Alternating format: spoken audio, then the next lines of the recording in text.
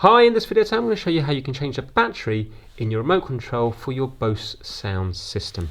So if you have a look at the back here, on the bottom, this is where the battery is located. But we can't just pull it out from here, you have to push it in from the side. So I'm pushing it in there, and at the same time I'm going to slide it out. So in here and slide it out, and that's how to release it there. So in and out. And if you have a look, this is your battery here. It's a CR2032.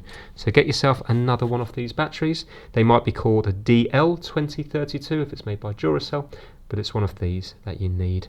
So when you get your replacement one, this one here isn't actually dead. I'm doing this purely for the video. You need to place it in here, and you can see it says positive just here. So we're going to place the positive side, which is this side here, like so, and just balance it in there.